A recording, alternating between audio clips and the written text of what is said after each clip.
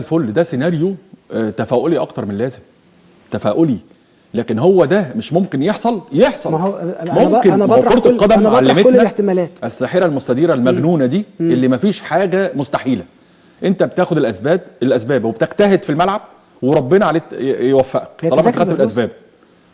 التذاكر ده حاجه بسيطه يعني 20 جنيه و50 حاجات كده يعني. يفتحوا بكره ببلاش. ما انا يكلموا الشركه المسؤوله عنها يفتحوا بكره ببلاش. هيفتحوا. وعلى فكره جالي كلام النهارده انفراد ليك برضو ان في كلام ان هيدخلوا عدد كبير جدا. اللي هيجي هيخش بره عدد التذاكر. يعني اذا كان لغايه دلوقتي اتباع حوالي بتاع 700 تذكره. 700 طب شفت بقى احنا بنتكلم في ايه؟ فلان كله اونلاين. لكن الشركه وانا تواصلت مع الناس قال لك لو في اي حد بيه هيخش. ولذلك بقول للدكتور اشرف صبحي برجع تاني اقرر الكلام. لو هو طلع اتوبيسات من وزاره الشباب والرياضه 20 اتوبيس لو في 5 ولا في 500 في 50 في يعني هيبقى العدد مش هيقل من 10000. الانديه كمان قطاعات الناشئين. ايوه بالظبط. واللي زمايلهم بيلعبوا روح اتفرج على زميلك. مش هي اللعيبه دي بتلعب في انديه. طلع جامعه طلع قطاعات الناشئين. طلع جامعه حلوان. طلع جامعه عين شمس. طلع القاهره. الناس مبسوطه وجميل. بعض الجامعات الخاصه بيطلعوا والمعاهد الخاصه. مدينه نصر عندك التجمع وكل الجامعات الخاصه وعندك جامعه عين شمس كتير. وعندك مش عارف ده الناس هتبقى مبسوطه ويتصوروا وسيلفي والحياه لطيفه والدنيا تبقى زي الفل. طب ما تلعبوا يعني. ايه المشكله؟ دي حاجه. الحاجه الثانيه عايز اطلع من المنتخب. فرصه موجوده. فرصه موجوده على ارض الواقع. طبعا موجوده بس لازم تفوز. الفرصه في ايدك انت تاخدها بايدك. واخدنا احنا قلنا بالاسباب. الجمهور لازم يكون متواجد وفي تشجيع على طول واللعيبه تتخض ما تتخضش يبقى عملنا اللي علينا. دي حاجه. هنتكلم بقى على مشكله كبيره جدا في دوري ابطال افريقيا. دوري ابطال في حاجه ثانيه منتخب شباب نروح بقى عشان لا منتخب شباب لا خلاص بقى. طيب انت تفوز والمفاجاه موزمبيق تتعادل يبقى انت وصلت. خلينا متفائلين كده. تمام. خلي بالك انا من مدرسه التفاؤل. سيدنا النبي عليه الصلاه والسلام بيقول سيدنا النبي تفاءلوا بالخير تجدوه. صحيح. ده حديث. ده حاجه قويه عن سيدنا النبي. نعم. فانا خلينا نمشي في الاتجاه ده اللي احنا هنتفائل لغايه اخر مدى. وقد يكون ربنا رايد. بس خلي بالك انت بتاخد بالاسباب ومش متوقع لكن ربنا عنده احسن واحسن. طيب. فخلينا متفائلين. دوري ابطال افريقيا. دوري ابطال افريقيا موقف الاهلي والزمالك صعب جدا. صعب جدا. ليه؟ نادي الهلال كسب القطن في الكاميرون 2-1. الهلال فاصبح 6 نقاط. نعم. انت سان داونز هتلعبه بكره وسان داونز دي مشكله. خلي بالك مشكله للنادي الاهلي. هو مشكله. فاكر ولا مش فاكر؟ فريق مصنف طبعا. فريق قوي طبعا. مرشح زيك بالظبط. فانت هتكسب. انت كده لو انت هتلعبوا ماتشين ورا بعض. ايوه هتلعبوا هنا ورايح بالظبط. انت حطيت نفسك في ورطه.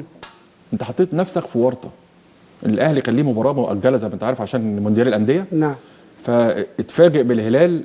مش عايز اقول يعني الاهلي كان وحش ومش عارف ايه ويجوا في الاخر لعيبه الاهلي في فريق اسوان الضعيف بيعتذروا الجمهور واحنا لا احنا عايزين الاهلي يكسب 3-0 مش يكسب اسوان اللي مستواه للاسف اقل من الفرق كتيره.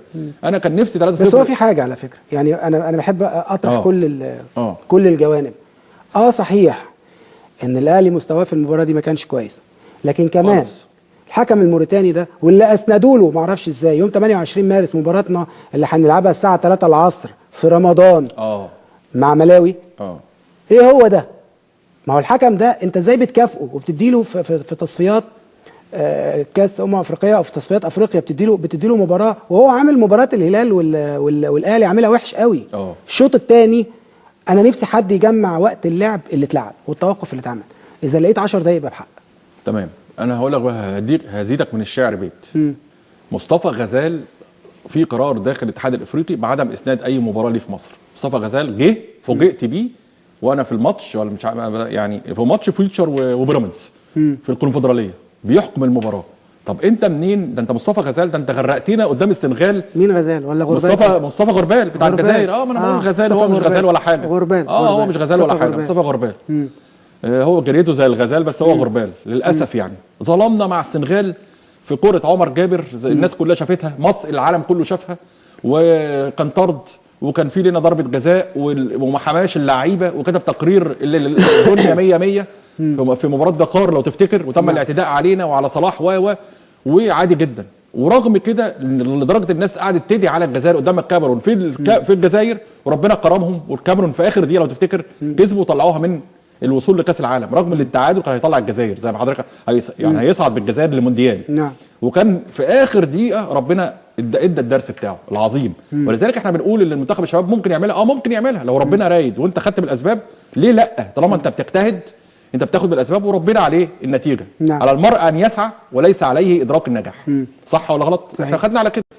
فالنادي الاهلي لو ما كسبش سان داونز بكره وكسب في هناك نفس القصه، والهلال هيجي لك هنا و القطن ده انت لازم تكسب القطن رايح جاي كمان، لان انت الاهلي خلي بالك انا بتكلم الاهلي لازم يتصدر يطلع اول ما يطلعش تاني. الاهلي ياخد دايما تاني بتبقى مشكله. الاهلي ياخد 4 نقط من الماتشين اللي جايين دول على الاقل، ظبط نفسه خلاص. بالظبط. بس انا عايزه يطلع اول ما يطلعش تاني، لان التاني انت بتلعب، شفت اللي بيحصل تاني ما لكش الاوبشن بتاعك ان انت بتلعب اول مباراه، انت بتلعب اول مباراه على ارضك والعوده على ارض الخصم، فانت بتديله ميزه اضافيه، قدره تنافسيه اللي هو يكسبك، يتعادل معاك في ارضك وبعدين يكسبك خارج على ملعبه، واخد بالك؟ فهي دي مشكله. الزمالك مطالب اللي هو يعمل نتيجه ايجابيه مع الترجي. انا مش هقول لك يكسب الترجي، لا انا واقعي مش رومانسي. الزمالك لو تعادل حتى مع الترجي وبعد كده في العوده هنا هيبقى الموضوع مختلف، خاصه اللي بالحج هيلعب شبانه في مستوى فورم عاليه جدا، بيتمرنوا وروحهم عاليه جدا. ناصر المنسي نفس القصه، والفنكوش اللي حصل دون اللي هو يتأيدوا وما يتأيدوش، وبعدين في الاخر لجنه الانضباط قالت اللي هم من الزمالك ليه احقيه اللي هو يأيدهم. هل معنى كده ان النادي الزمالك بالثلاث لعيبه او العناصر اللي هو يكسب الترجي؟ لا طبعا، مش معناها اللي هو يكسب الترجي. انا متخوف جدا على فكره من الثلاثي ده. ليه بقى؟ اللي حصل في الفتره اللي فاتت دي، الثلاثه دول ايا كان لو اي واحد منهم لعب انت بترميه في النار. بالظبط. نسبه ريسك وضغط عاليه جدا عليه، خصوصا زي ما حضرتك بتقول الجماهير بتاع الترجي هتبقى موجوده والاستاد هيبقى مليان وهو الى اخره. طبعا. اللعيبه دي لسه ما انسجمتش، اللعيبه دي يا دوبك كانت بتتمرن، اللعيبه دي اكيد مش عارفه دماغ فريرة فيها ايه. فانا في اعتقادي فريرة مش هيلاعبهم، في اعتقادي. هيلعب، لا هو قال هيلعب واحد هيلعب من الثلاثه والباقي هيبقى على دكه الاحتياط. هو واحد بس اللي هيلعب. هو لسه كل ده كلام، خلي بالك ان كل ده انت راجل صحفي وعارف الكلام دي كلها عباره عن استنتاجات وتكهنات. هي ورقه بنهدي بيها جماهير الزمالك. خلاص الكارنيهات طلعت، خلاص اللعيبه بقت جاهزه، خلاص اللعيبه ممكن تلعب. الجمهور يقول لك نزلهم الثلاثه، ده جمهور. ايوه لا وما ينفعش، صح.